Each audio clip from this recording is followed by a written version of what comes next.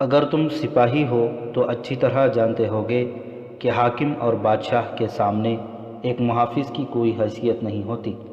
Body guard نے جواب دیا، میں اس کے ارادوں کے متعلق کیا بتا سکتا ہوں؟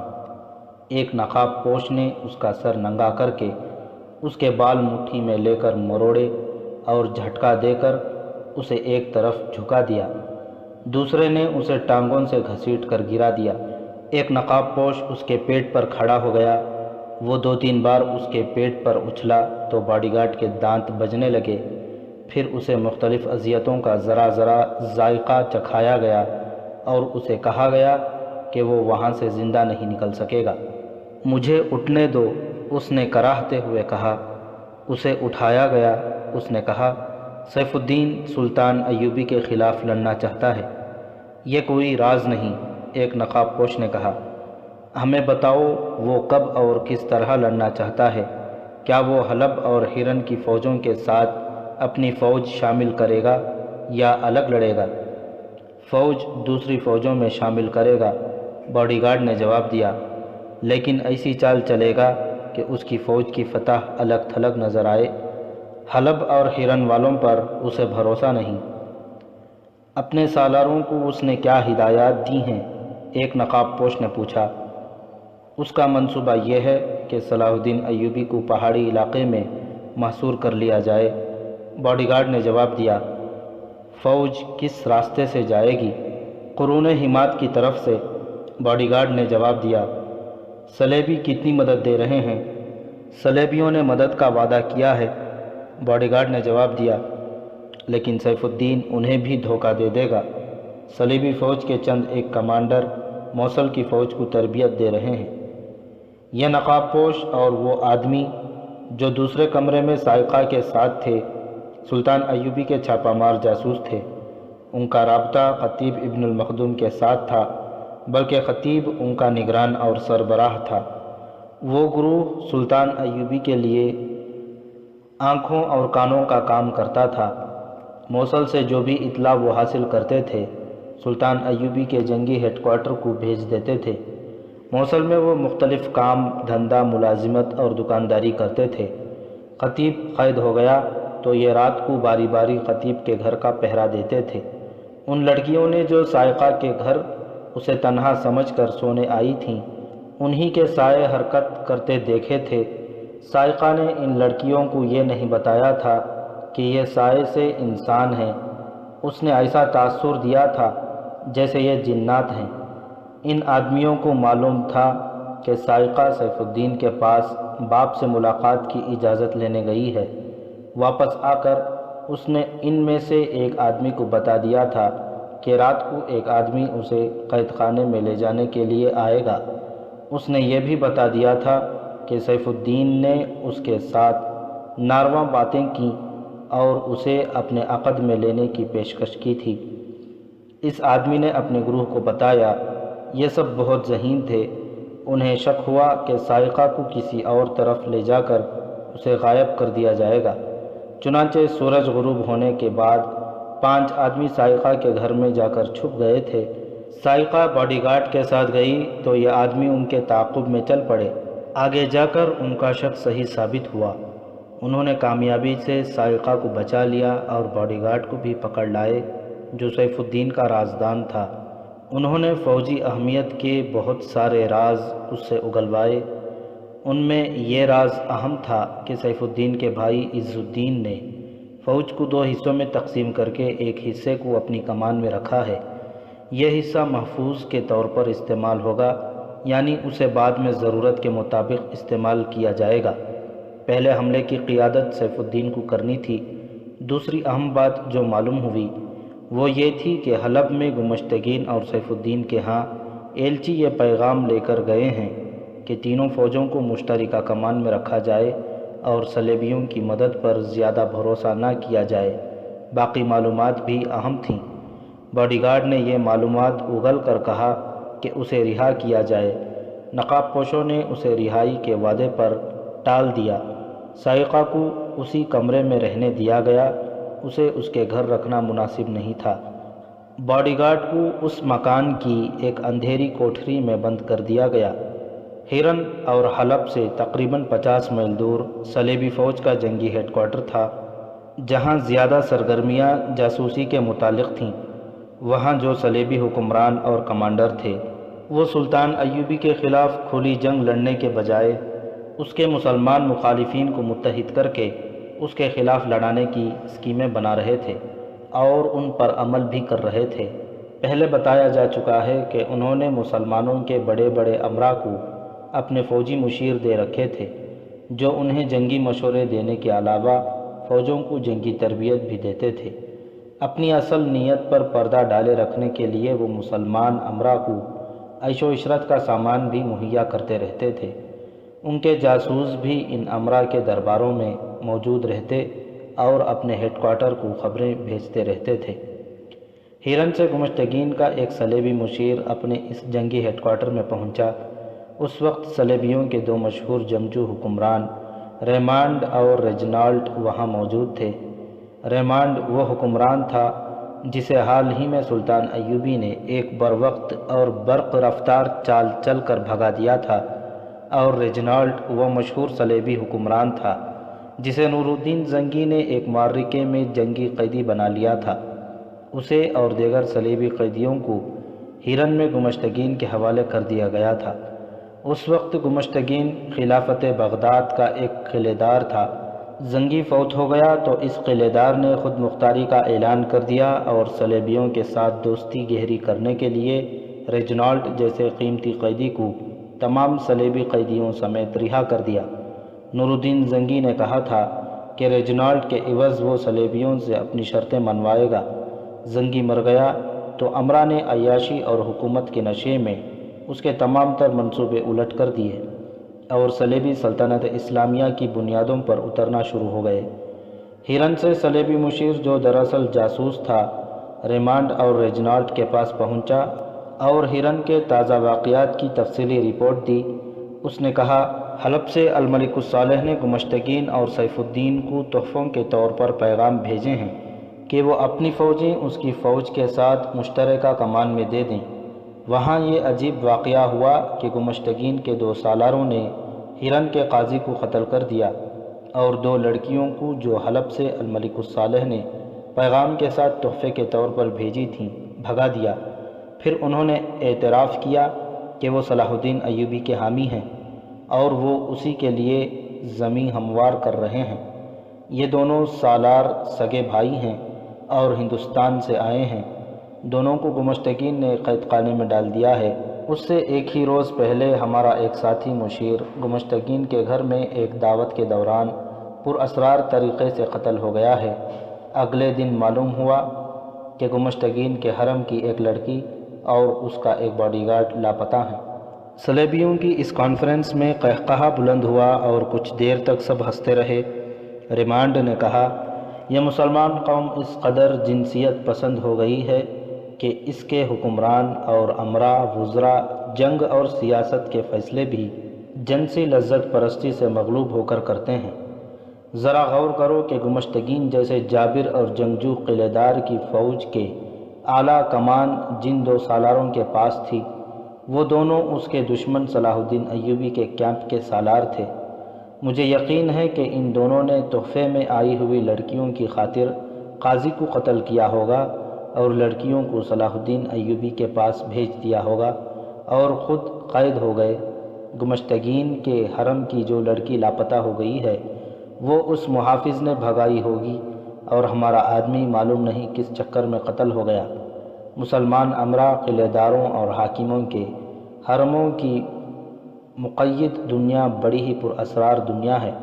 میں آپ کو یقین دلاتا ہوں کہ یہ قوم عیش و عشرت اور لذت پرستی سے تباہ ہوگی۔ میں 2 باتیں کہوں گا، ایک اور صلیبی نے کہا۔ یہ صلیبی اپنی افواج کی انٹیلیجنس کا سربراہ تھا۔ اس نے کہا، آپ نے کہا ہے کہ تحفے میں آئی ہوئی لڑکیاں ہیرن سے بھگا کر صلاح الدین ایوبی کے پاس بھیج دی گئی ہوں گی۔ میں یہ تسلیم نہیں کرتا۔ میں جاسوسی کا ماہر ہوں۔ دشمن کے فوجی راز حاصل کرنے کے علاوہ میرے شعبے کا کام یہ بھی ہوتا ہے کہ دشمن کے فوجی قائدین اور دیگر اعلیٰ حکام کے ذاتی کردار اور جنگی چالوں کے متعلق بھی معلومات حاصل کرے۔ اور اپنی فوج کو آگاہ کرے۔ میں آپ کو پورے وثوق سے بتاتا ہوں کہ عورت اور شراب کے معاملے میں صلاح الدین پتھر ہے۔ یہی ایک وجہ ہے کہ آپ اسے زہر دے کر نہیں مار سکتے، نہ اسے کسی حسین لڑکی کے جال میں پھانس کر فدائیوں سے قتل کرا سکتے ہیں۔ یہ انسانی فطرت کا اٹل اصول ہے کہ جو انسان ذہنی عیاشی کا عادی نہ ہو اس کا عزم پختہ ہوتا ہے، اور جو مہم ہاتھ میں لیتا ہے اسے سر کر کے ہی دم لیتا ہے۔ آپ کے دشمن صلاح الدین ایوبی میں یہی خوبی ہے۔ یہ اسی کا اثر ہے کہ اس کا دماغ پورا کام کرتا ہے اور وہ ایسی چالیں چلتا ہے جو آپ کے وہم گمان میں بھی نہیں ہوتی، اور آپ کے پاؤں اکھڑ جاتے ہیں۔ جہاں تک میں نے اس کے متعلق معلومات حاصل کی ہیں، ان سے معلوم ہوتا ہے کہ وہ جسمانی ضروریات سے بے نیاز ہے۔ اس نے یہی خوبی اپنی فوج میں پیدا کر رکھی ہے، ورنہ صحرا میں لڑنے والے سپاہی برف پوش وادیوں میں اور پہاڑیوں میں اس یخ موسم میں کبھی نہ لڑ سکتے۔ جب تک آپ اپنے ہاں بھی یہی خوبی پیدا نہیں کریں گے، اپنے اس دشمن کو جسے آپ صلاح الدین ایوبی کہتے ہیں کبھی شکست نہیں دے سکتے۔ اور دوسری بات یہ ہے کہ دوسرے مسلمان امراء، وزراء اور حکمرانوں میں جو زن پرستی پیدا ہو گئی ہے وہ میرے شعبے کا کمال ہے۔ یہودی دانشوروں نے 1 صدی سے زیادہ عرصے سے مسلمانوں کی کردار کشی کی مہم چلا رکھی تھی۔ یہ دراصل ان کی کامیابی ہے کہ ہم نے لڑکیوں اور زر و جواہرات کے ذریعے مسلمان سربراہوں کا کردار ختم کیا ہے۔ ہم تو انہیں اخلاقی لحاظ سے تباہ کرنے کے لیے حسین اور تیز ترار لڑکیاں باقاعدہ تربیت کے ساتھ ان کے ہاں تحفے کے طور پر بھیجتے ہیں۔ ان بدبختوں نے آپس میں بھی لڑکیوں کو بطور تحفہ بھیجنا شروع کر دیا ہے۔ ان کے ہاں قومی کردار ختم ہو چکا ہے۔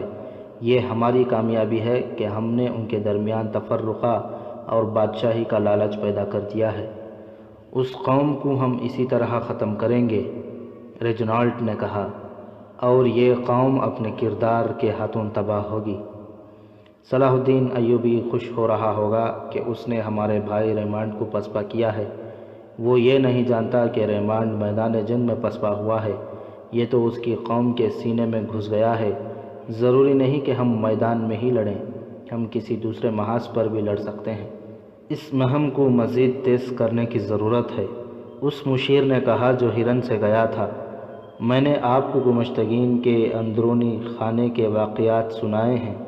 ان سے یہ ثابت ہوتا ہے کہ وہاں صلاح الدین ایوبی کے جاسوس اور تخریب کار صرف موجود ہی نہیں بلکہ گمشتگین کے گھر کے اندر اور اس کی اعلیٰ کمان میں پوری طرح سرگرم ہیں۔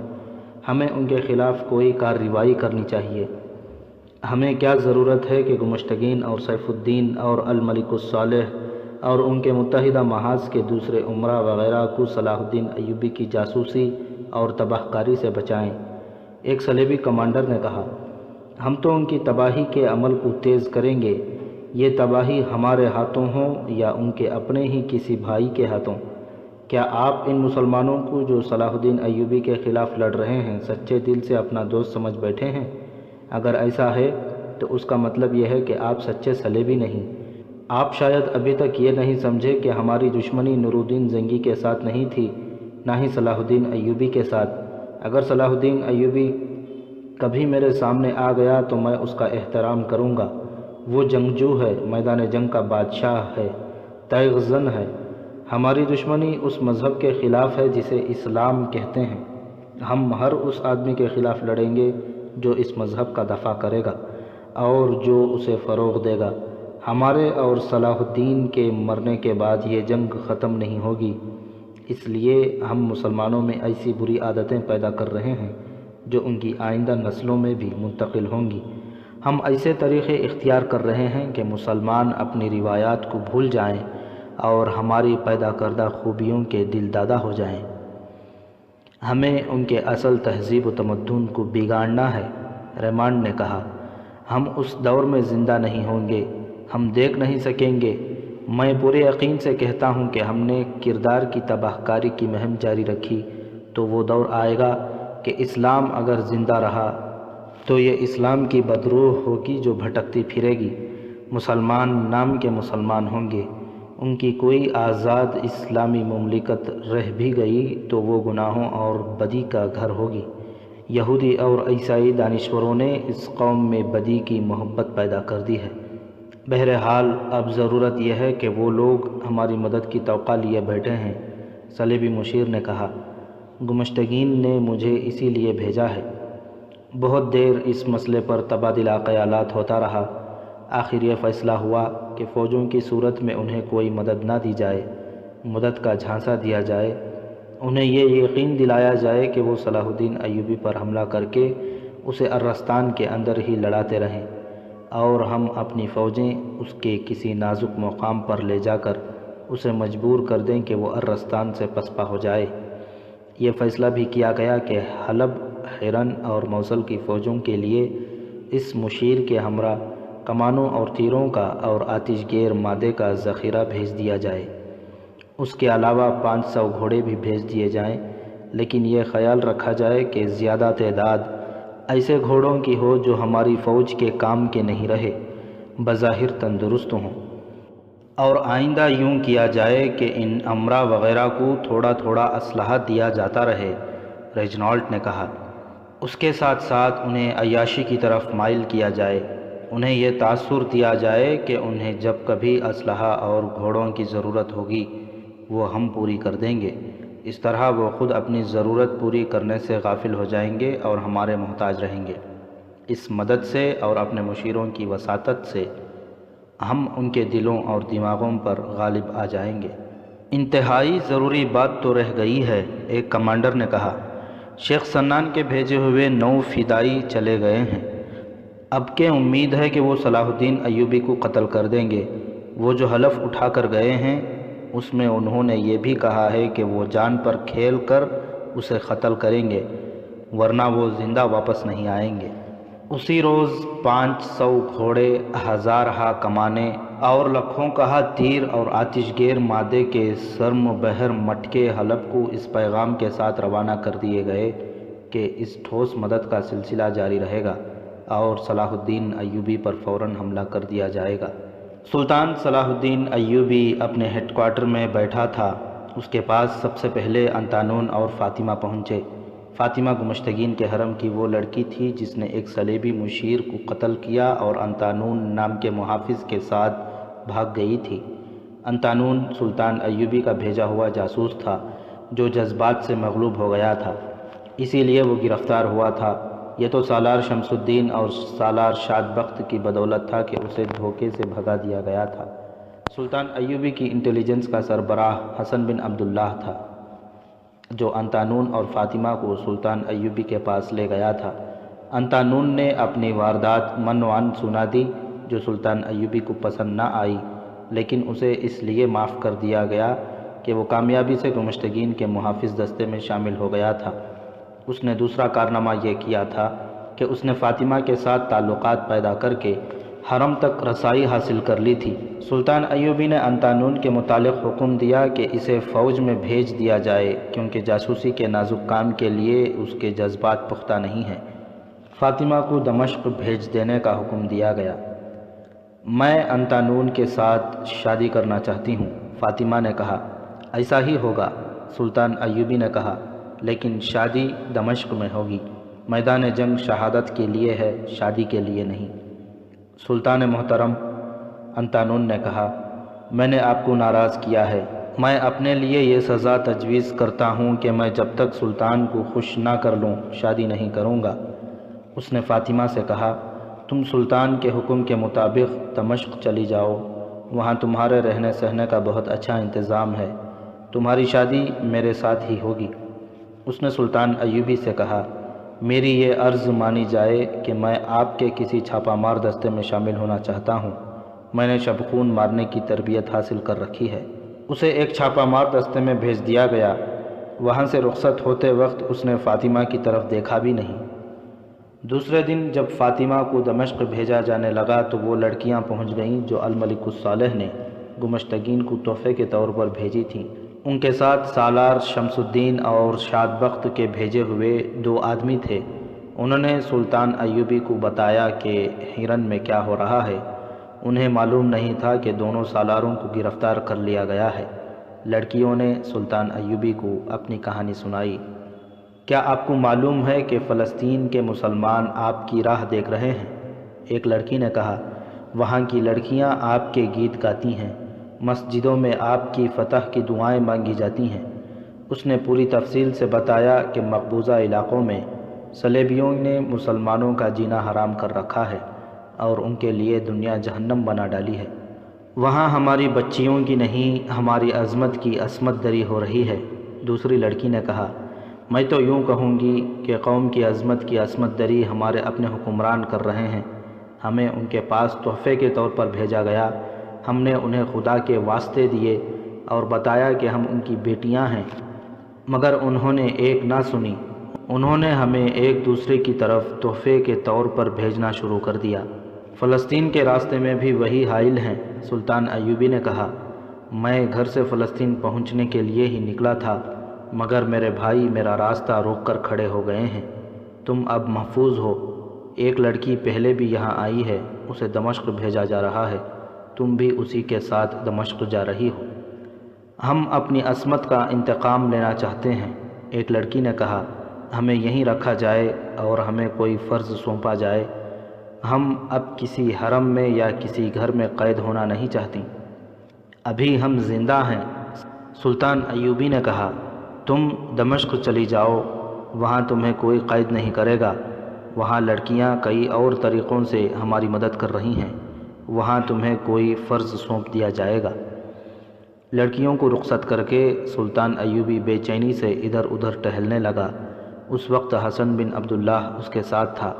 سلطان ایوبی نے کہا، مصر سے ابھی کمک نہیں پہنچی، اگر تینوں فوجیں ہم پر حملے کے لیے آ جائیں تو ہمارے لیے مشکل پیدا ہو جائے گی۔ معلوم ہوتا ہے دشمن کو معلوم نہیں کہ میرے پاس فوج کم ہے اور میں کمک کا انتظار کر رہا ہوں۔ اگر ان کی جگہ میں ہوتا تو میں فوراً حملہ کر دیتا اور دشمن کی کمک اور رسد کا راستہ روک لیتا۔ مصر سے کمک آ ہی رہی ہوگی۔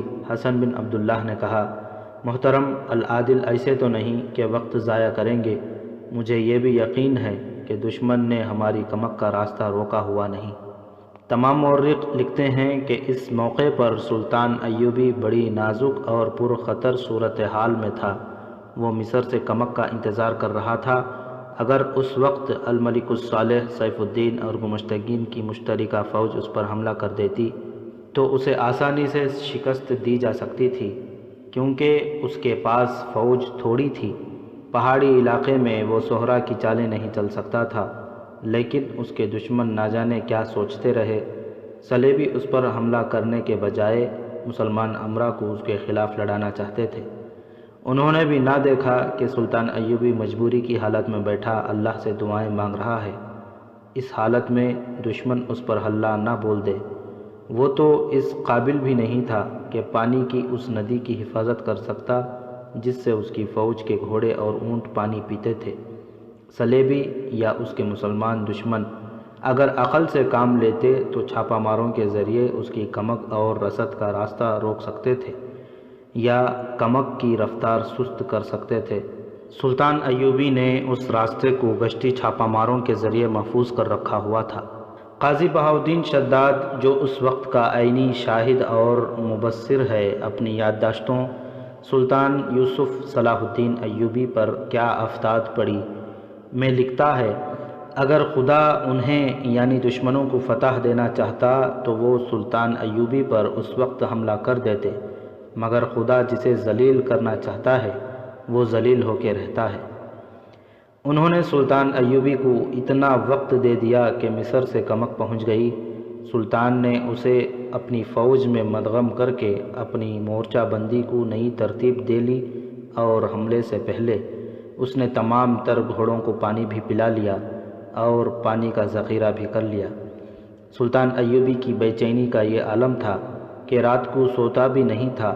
اس نے جہاں جہاں اپنی مختصر سی فوج مورچہ بند رکھی تھی وہاں جاتا، غور کرتا اور اپنی اسکیم کے مطابق یقین کر لیتا کہ اس کے یہ تھوڑے سے سپاہی دشمن کا حملہ روک لیں گے۔ قرون حمات میں جہاں ایک پہاڑی سینگوں کی طرح دو حصوں میں بٹ جاتی تھی، اس نے اس نے دشمن کے لیے پھندا تیار کر رکھا ہوا تھا، مگر اس کا مسئلہ یہ تھا کہ اس جگہ اپنی تھوڑی نفری سے وہ صرف دفاعی جنگ لڑ سکتا تھا۔ جوابی حملہ جو جنگ کا پاسا پلٹنے کے لیے ضروری ہوتا ہے ممکن نظر نہیں آتا تھا۔ اس کے جاسوسوں نے اسے یہ بھی بتا دیا تھا کہ صلیبی کوشش کریں گے کہ مسلمان امراء کو سلطان ایوبی کے خلاف اس طرح لڑایا جائے کہ جنگ طول پکڑ جائے، تاکہ سلطان ایوبی پہاڑی علاقے سے باہر نہ نکل سکے اور محصور ہو کر دفاعی جنگ لڑتا لڑتا ختم ہو جائے۔ اس کے جاسوس اسے یہ نہیں بتا سکے تھے کہ 9 فدائی اسے قتل کرنے کے لیے آ رہے ہیں۔ اس کی نظر اپنی جان پر نہیں، میدان جنگ پر تھی۔ اس نے دیکھ بھال کے لیے دور دور تک آدمی پھیلا رکھے تھے۔ اس سے دوسرے ہی دن ہرن میں سلطان ایوبی کا ایک جاسوس آیا، جس نے اطلاع دی کہ سالار شمس الدین اور سالار شاد بخت کو قید خانے میں ڈال دیا گیا ہے، کیونکہ انہوں نے قاضی ابن الخاشب کو قتل کر دیا ہے۔ جاسوس کو قتل کی وجہ کا علم نہیں تھا۔ سلطان ایوبی کے چہرے کا رنگ بدل گیا۔ ان دونوں بھائیوں کے ساتھ اس نے بہت سی امیدیں وابستہ کر رکھی تھیں۔ اسے معلوم تھا کہ گمشتگین کی فوج کی کمان ان دونوں کے ہاتھ ہوگی اور ان کی فوج لڑے بغیر تتر بتر کر دی جائے گی۔ جاسوس نے یہ اطلاع بھی دی کہ اب میدان جنگ میں فوج کی کمان گمشتگین خود کرے گا، اور یہ بھی کہ وہ اپنی فوج مشترکہ کمان میں دے رہا ہے۔ حسن بن عبداللہ سلطان ایوبی نے کہا، یہ دونوں بھائی زیادہ دن قید میں نہ رہیں۔ اس آدمی جاسوس سے معلوم کرو کہ ہرن میں اپنے کتنے آدمی ہیں، اور کیا وہ ان دونوں سالاروں کو قید خانے سے فرار کرا سکتے ہیں۔ مجھے ڈر ہے کہ ان دونوں کو گمشتگین قتل کرا دے گا۔ اسے پتہ چل گیا ہوگا کہ یہ دونوں سالار میرے جاسوس ہیں۔ میں انتظار نہیں کر سکتا کہ ہرن کو جا کر محاصرے میں لوں اور قلعہ سر کر کے انہیں رہا کراؤں۔ بیشتر اس کے کہ گمشتگین کوئی اوچھا فیصلہ کر بیٹھے، انہیں اس کے قید خانے سے آزاد کراؤ۔ میں 2 سالاروں کے لیے اپنے 2 چھاپہ ماروں کو مروانے کے لیے تیار ہوں۔ ہرن میں اپنے آدمیوں کی کمی ہو تو یہاں سے چھاپہ مار بھیجو، بندوبست ہو جائے گا، حسن بن عبداللہ نے کہا۔ حلب چونکہ سلطان ایوبی کے مخالفین کا مرکز بن گیا تھا، اس لیے صلیبیوں نے جو تیر و کمان، آتش گیر، مادے کے مٹکے اور گھوڑے مدد کے طور پر بھیج رکھے تھے، وہ حلب لے جائے گئے۔ حلب والوں میں صلیبیوں نے یہ خوبی بھی دیکھی کہ انہوں نے سلطان ایوبی کے محاصرے کا مقابلہ بڑی ہی بے جگری سے کیا تھا۔ اس کے علاوہ حلب سلطنت کی گدی بھی بن گیا تھا۔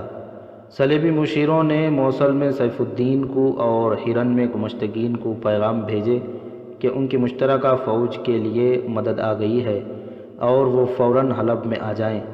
مورخین کے مطابق ان کی ملاقات حلب شہر سے باہر ایک ہرے بھرے مقام پر ہوئی، جہاں تینوں میں ایسا معاہدہ ہوا جو تحریر میں نہ لایا گیا۔ معاہدے کو آخری شکل صلیبی مشیروں نے دی۔ اس رات موصل کے قید خانے میں خطیب ابن المخدوم حسب معمول دیے کی روشنی میں بیٹھا قرآن پڑھ رہا تھا۔ اس کی بیٹی سائقہ اسی مکان کے ایک کمرے میں بیٹھی تھی جہاں اسے تھیلے میں ڈال کر لے جایا گیا تھا۔ جس باڈی گارڈ کو اس کے ساتھ پکڑا گیا تھا وہ دوسرے کمرے میں بند تھا۔ اس مکان میں ان میں سے صرف 2 آدمی تھے جو سائقہ اور باڈی گارڈ کو اٹھا لائے تھے۔ ان کے باقی ساتھی قید خانے کی دیوار کے ساتھ باہر کی طرف لگے کھڑے تھے۔ دیوار کا بالائی حصہ قلعے کی دیوار کی طرح تھا، جس میں مورچے سے بنے ہوئے تھے۔ دیوار پر سنتری گھوم پھر رہے تھے۔ ان کی تعداد زیادہ نہیں تھی۔ وہ عہدیدار نے جس نے خطیب کو فرار کرانے کا وعدہ کیا تھا دیوار پر چلا گیا۔ وہ سنتریوں کو دیکھتا پھر رہا تھا۔ اس نے اس دیوار والے سنتری کو جس کے نیچے آدمی کھڑے تھے بلایا اور اسے اپنے ساتھ لے گیا۔ اس نے کوئی اشارہ کیا۔ نیچے چھپے ہوئے آدمیوں نے رسہ اوپر پھینکا۔ رسے کا سرا ایک مضبوط ڈنڈے کے ساتھ درمیان میں بندھا ہوا تھا اور ڈنڈے پر کپڑے لپیٹ دیے گئے تھے تاکہ اوپر دیوار پر گر کر زیادہ آواز نہ پیدا کرے۔ ڈنڈا اوپر جا کر اٹک گیا۔ ایک تو اندھیرا تھا، دوسرے عہدیدار سنتری کو دور لے گیا تھا۔ 4 آدمی رسے کے ذریعے اوپر چڑھ گئے۔ یہی رسہ اوپر کھینچ کر اندر کی طرف نیچے گرا دیا گیا۔ چاروں نے خنجر نکال کر اپنے اپنے منہ میں پکڑ لیے اور رسے سے نیچے اتر گئے۔ انہیں عہدیدار نے اندر کا نقشہ سمجھا رکھا تھا۔ اندر کچھ روشنی تھی، کہیں کہیں مشعلیں جل رہی تھیں۔ کوٹھری کی ایک قطار کے آگے برآمدہ تھا جس میں ایک سنتری ٹہل رہا تھا۔ یہ چاروں چھپ گئے۔ سنتری ان کی طرف آیا تو ایک آدمی نے کہا، ادھر آنا بھائی۔ وہ جوں ہی ادھر گیا دونوں آدمیوں کی گرفت میں آ گیا۔ دل پر خنجر کے 2 وار کام کر گئے۔ چاروں آدمی چھپ چھپ کر آگے بڑھ رہے تھے۔ ایک خاصا آگے تھا، باقی 3 بکھر کر چھپتے چھپاتے اس کے پیچھے جا رہے تھے۔ وہ قید خانے کے اس حصے میں پہنچ گئے جو گولائی میں تھا۔ خطیب کی کوٹھری اس حصے میں تھی۔ آگے جانے والا آدمی اس کوٹھری تک پہنچ گیا۔ خطیب نے دروازے کی طرف دیکھا۔ اس نے قرآن بند کیا اور اٹھ کر دروازے کی طرف آیا۔ اس آدمی کے ہاتھ میں بڑی سی ایک چابی تھی۔ وہ عہدیدار نے ایک لوہار سے بنوائی تھی۔ اسے قید خانے کی چابیوں سے پوری طرح واقفیت تھی۔ اس آدمی نے تالے میں چابی لگائی تو تالا کھل گیا۔ دوسرے لمحے خطیب کوٹری سے باہر تھا۔ وہ واپس چل پڑے۔ دوڑتے قدموں کی آہٹ سنائی دی اور یہ آواز، ٹھہر جا، کون ہے؟ ادھر سے اسے کہا گیا۔ بھاگ کے آؤ دوست۔ یہ آواز اندھیرے سے ابھری تھی۔ وہ جوں ہی اس جگہ پہنچا ایک خنجر اس کے دل میں اتر گیا۔ وہ آگے کو جھکا تو اس کی پیٹھ کی طرف سے ایک اور خنجر اس کے دل تک جا پہنچا۔ خطیب کو رسے تک لے آئے۔ سب سے پہلے ایک آدمی اوپر چڑھا، پھر خطیب اوپر آیا۔ عہدیدار نے سنتری کو ابھی تک کہیں دور باتوں میں الجھا رکھا تھا۔ وہ سب اوپر آئے، پھر رسا کھینچ کر باہر کی طرف پھینکا اور سب نیچے اتر گئے۔ عہدیدار کو قید خانے کے باہر سے ایک گیدڑ کے بولنے کی آواز سنائی دی۔ اس نے سنتری کو دوسری طرف بھیج دیا اور خود وہاں آیا جہاں رسا لٹک رہا تھا۔ وہ تیزی سے رسا اتر گیا۔ یہ سب اس مکان میں چلے گئے جہاں سائقہ اور باڈی گارڈ تھے۔ اپنے باپ کو دیکھ کر سائقہ کے جذبات بے قابو ہو گئے۔ جب صبح طلوع ہوئی تو موصل سے میلوں دور 4 گھوڑے جا رہے تھے۔ ایک پر خطیب سوار تھا، دوسرے پر سائقہ، تیسرے پر قید خانے کا عہدیدار اور چوتھے پر ایک اور آدمی۔ یہ آدمی سلطان ایوبی کے جاسوسوں میں سے تھا۔ وہ باڈی گارڈ کو پکڑ کر لانے والی پارٹی میں بھی تھا۔ اسی نے باڈی گارڈ سے بڑی قیمتی راز اگلوائے تھے۔ وہ جب موصل سے بہت دور پہنچ گئے تو اس وقت باڈی گارڈ کی لاش اسی مکان میں کہیں دفن کی جا چکی تھی۔ رات کو جب یہ پارٹی فرار ہوئی تھی، باڈی گارڈ کو قتل کر دیا گیا تھا۔ اس وقت قید خانے میں بھی قیامت بپا ہو چکی تھی۔ اندر 2 سنتریوں کی لاشیں پڑی تھیں۔ خطیب غائب تھا۔ عہدیدار کا بھی کسی کو علم نہ تھا کہ کہاں چلا گیا ہے، اور دیوار کے ساتھ باہر کی طرف ایک رسا لٹک رہا تھا۔ والی موصل کے ہاں تو ایک روز پہلے سے بھی یہ قیامت بپا ہو چکی تھی کہ سیف الدین نے یہ حکم دے دیا تھا کہ اس کا باڈی گارڈ سائقہ کو قید خانے کے بہانے کسی اور جگہ لے جانے اور اس تک پہنچانے کے لیے گیا تھا، لیکن لڑکی اتنی خوبصورت تھی کہ باڈی گارڈ کی نیت خراب ہو گئی اور وہ اسے کہیں بھگا لے گیا۔ یہ تو وہ سوچ بھی نہیں سکتا تھا کہ باڈی گارڈ کو لڑکی سمیت پکڑ لیا گیا ہے۔ ہرن کے قید خانے میں سالار شمس الدین اور شاد بخت قید تھے۔ سلطان ایوبی نے حکم دے دیا تھا کہ انہیں وہاں سے نکالنے کا بندوبست کیا جائے، لیکن انہوں نے ہرن میں اپنا جو گروہ تیار کر رکھا تھا وہ پہلے ہی بندوبست کر چکا تھا۔ ان سالاروں نے فوج اور انتظامیہ کی ہر سطح پر ایک ایک 2 آدمی داخل کر رکھے تھے۔ سالاروں کے فرار میں دشواری یہ تھی کہ انہیں قید خانے کے تہ خانے میں رکھا گیا تھا۔ وہاں سے نکالنے کے لیے کوئی خصوصی طریقہ اختیار کرنے کی ضرورت تھی۔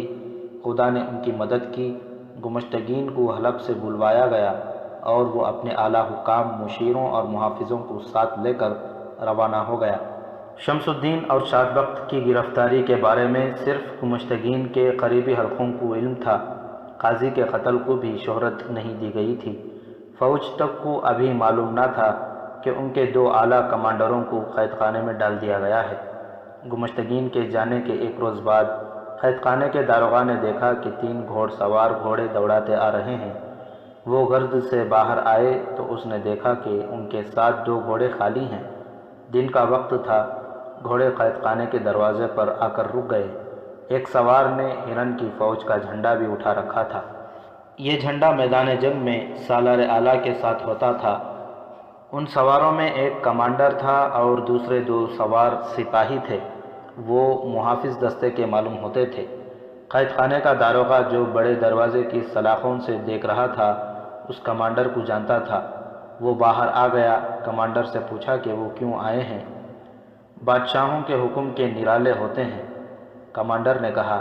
شراب کے نشے میں ان سالاروں کو قید میں ڈال دیا جن کے بغیر فوج ایک قدم نہیں چل سکتی۔ اب حکم ملا ہے کہ دونوں کو قید خانے سے نکالا جائے۔ آپ دونوں سالاروں کو لینے آئے ہیں؟ داروغہ نے پوچھا۔ ہاں، کمانڈر نے کہا، انہیں جلدی لے جانا ہے۔ آپ کے پاس قلعہ دار امیر گمشتگین کا تحریری حکم نامہ ہے؟ داروغہ نے کہا۔ وہ تو کہیں باہر چلے گئے ہیں۔ میں وہیں سے آیا ہوں، کمانڈر نے کہا۔ میں رات کو ہی آ گیا تھا۔ انہیں اب تحریری حکم نامہ جاری کرنے کا ہوش نہیں رہا۔ ہماری فوج حلب اور موصل کی فوجوں کے ساتھ مل کر سلطان ایوبی پر حملہ کرنے جا رہی ہے۔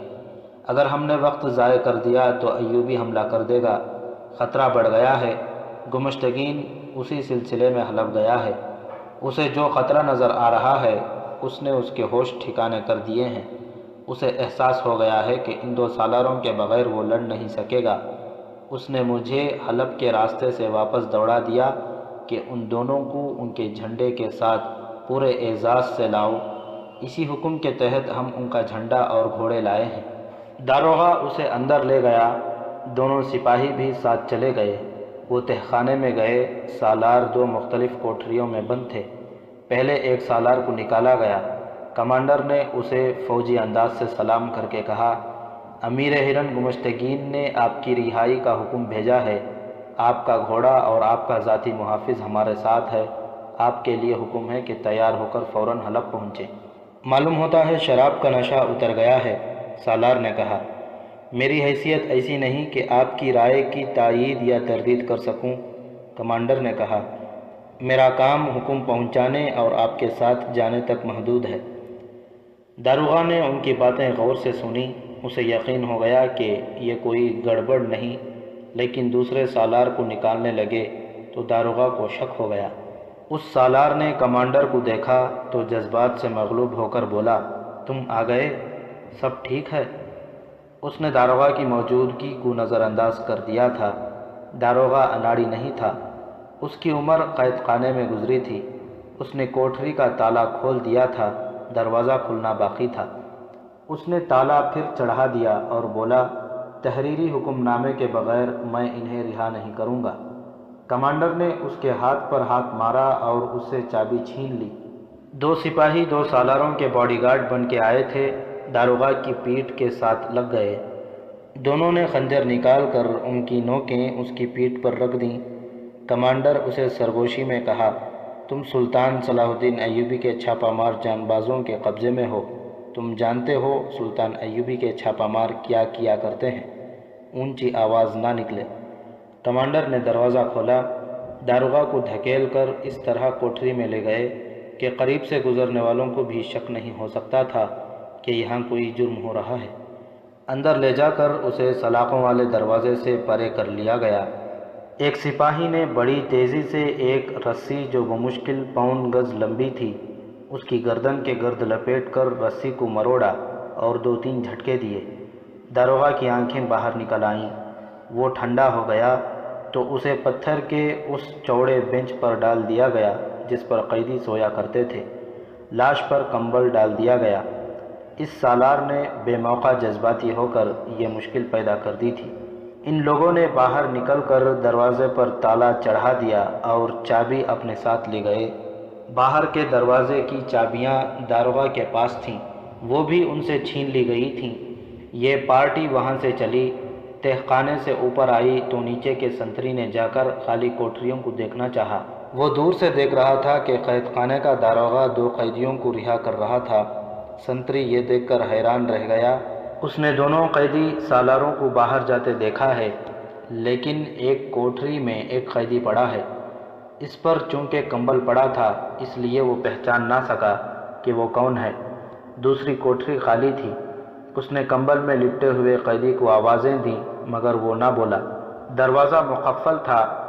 سنتری نے سلاخوں میں سے برچھی اندر کی، اس کی نوک قیدی تک پہنچ گئی۔ اس نے نوک قیدی کو چبھوئی، وہ پھر بھی نہ اٹھا۔ برچھی سے اس نے کمبل ہٹا کر اس کا چہرہ ننگا کر دیا۔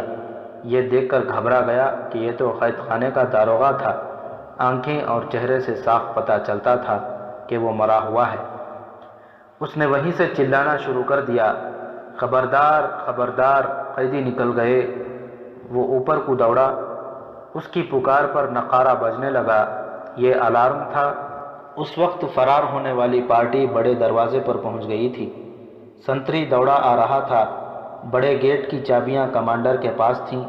انہوں نے قدم تیز کر دیے اور اندرونی تالے کی چابی لگائی۔ سنتری نے دور سے کہا، انہیں روک لو، داروغہ کوٹری میں مرے ہوئے ہیں۔ نقارے کی آواز پر قید خانے کے تمام سنتری اپنی اپنی ڈیوٹی پر پہنچ گئے۔ باہر کے گارڈز دوڑے آئے، دروازہ کھول دیا گیا۔ چونکہ یہ خطرے کا علام تھا، اس لیے باہر سے آنے والی گارڈ کی نفری ٹریننگ کے مطابق بہت تیزی سے دروازے میں داخل ہوئی۔ سب سے بڑا خطرہ یہ ہوا کرتا تھا کہ قیدیوں نے بغاوت کر دی ہوگی یا کہیں آگ لگ گئی ہوگی۔ وہ سنتری جو چیختا چلاتا آ رہا تھا، باہر سے آنے والی گارڈ کے سیلاب میں گم ہو گیا۔ اس ہڑبونگ سے فائدہ اٹھاتے ہوئے فرار ہونے والے باہر نکل گئے۔ گھوڑے باہر کھڑے تھے۔ وہ گھوڑوں پر سوار ہوئے، لیکن گھوڑے گھوم کر چلے تو کسی نے انہیں للکارا، رک جاؤ، مارے جاؤ گے۔ انہوں نے گھوڑوں کو ایڑ لگا دی۔ پیچھے سے ایک ہی بار تیروں کی بوچھاڑ آئی۔ 2 تیر کمانڈر کی پیٹھ میں اتر گئے اور ایک تیر ایک سالار کے گھوڑے کے پچھلے حصے میں لگا۔ کمانڈر نے جسم میں 2 تیر لے کر بھی اپنے آپ کو سنبھالے رکھا۔ سالار شمس الدین کا گھوڑا تیر کھا کر بتکا۔ شمس الدین نے اسے سنبھالنے کی کوشش کی اور اس نے کمانڈر کے گھوڑے کے قریب لے جا کر اس کے گھوڑے پر کود گیا۔ کمانڈر آگے کو جھک گیا۔ شمس الدین نے اس کے ہاتھ سے باگیں لے لی۔ پیچھے سے اور تیر آئے، لیکن گھوڑوں کی رفتار اچھی تھی، ضد سے نکل گئے۔ انہوں نے پیچھے دیکھا، قید خانہ دور رہ گیا تھا، لیکن 10-12 گھوڑ سوار ان کے تعاقب میں گھوڑے دوڑا چکے تھے۔ آگے علاقہ کھلا تھا، آبادی دوسری طرف تھی۔ فرار ہونے والوں نے گھوڑوں کو انتہائی رفتار پر ڈال دیا۔ ان کے پاس ہتھیاروں کی کمی تھی۔ دونوں سالار نہتے تھے۔ کمانڈر شہید ہو رہا تھا۔ وہ مقابلہ کرنے کی حالت میں نہیں تھا۔ آگے چٹانیں اور ٹیلے آ گئے۔ ایک سالار نے کہا، بکھر جاؤ، اکیلے اکیلے ہو جاؤ۔ وہ منجھے ہوئے سوار تھے۔